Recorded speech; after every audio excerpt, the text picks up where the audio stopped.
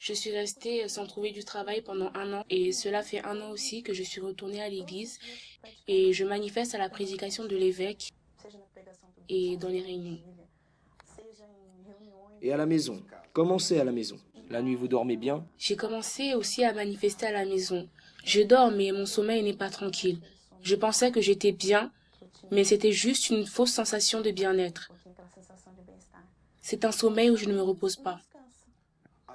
Là, dans votre fiche, vous dites qu'il y a un esprit qui vous touche. Après que le pasteur a prié pour moi et que le démon a manifesté, j'étais à la maison et je sentais une présence dans mon lit. J'ai vu qu'elle venait vers moi. Dans ma chambre, je n'ai jamais vu quelque chose de pareil. J'entends des voix aussi. Et cette présence venait vers moi. Et je l'ai réprimandée. Je l'ai réprimandée. J'ai dit au nom de Jésus, sors d'ici. Et là, elle est sortie. Il n'est plus venu. Sauf que pendant ces un an, je suis sortie d'ouvrière. Je voyais les autres ouvriers. Je me rappelais. Oh mon Dieu, regarde ma situation. Je manifeste au milieu du peuple. Tout le monde me voit manifester. Or, qu'il y a peu de temps, j'étais ouvrière. Je recevais le peuple, les personnes. À cause du pasteur et l'épouse, je continuais à venir à l'église. Si ce n'était pas cela, j'allais sortir. Et aujourd'hui, par rapport à ce que vous m'avez donné et écrit, Parce qu'après cela, quand je suis rentrée en dépression, je n'arrivais plus à combattre comme je combattais avant quand il venait en moi. Après, il a commencé à toucher mon corps. En vérité, je ne sais pas s'il est rentré ou s'il était déjà dans mon corps. C'est comme si 24 heures par jour, il touchait mon corps sans cesse. Rien ne me soulageait. Je n'arrivais plus à travailler parce qu'il était avec moi au travail. Il commençait par mes jambes, me toucher. comme un homme. Oui, comme un homme. Cela m'empêchait de travailler. J'allais au travail, j'essayais de travailler, mais dans mon travail, il m'attaquait. Il me touchait partout dans mon corps. Je commençais à combattre comme même en étant faible. C'était trop difficile. Je me suis demandé, mon Dieu, est-ce que cela n'arrive qu'avec moi?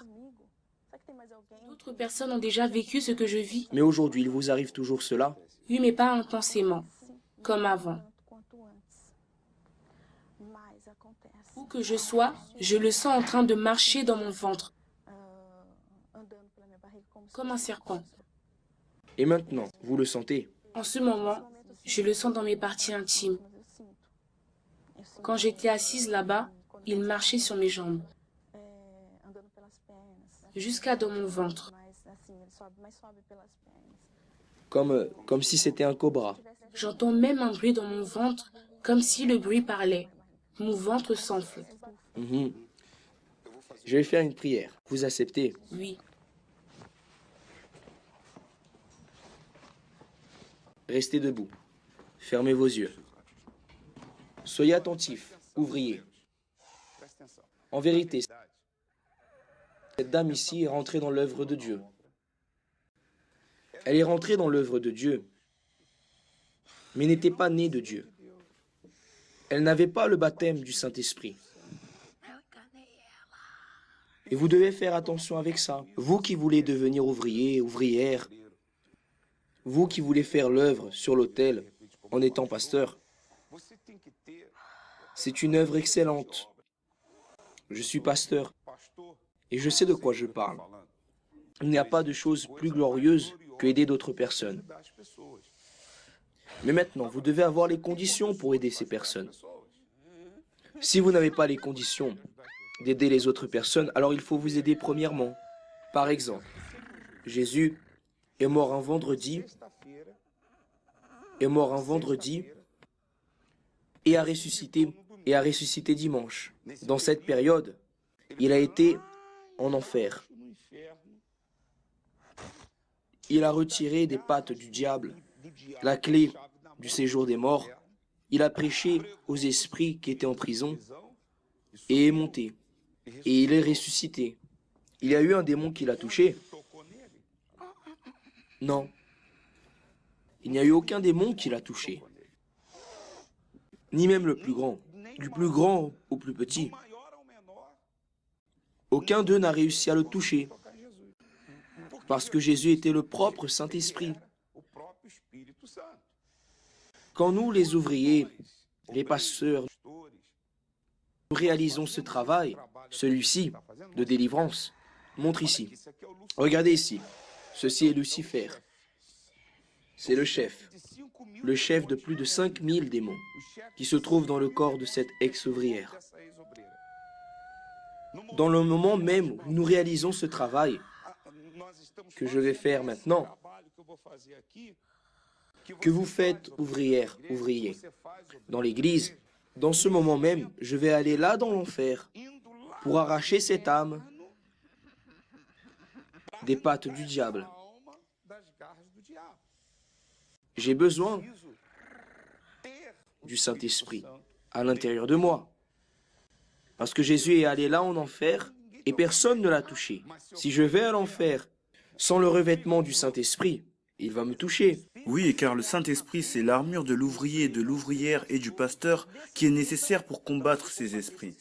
Exactement. C'est l'armure qui nous protège.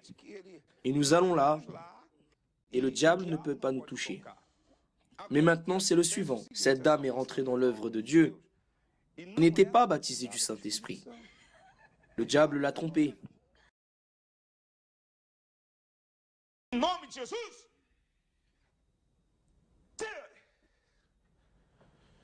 Mettez-vous debout, s'il vous plaît.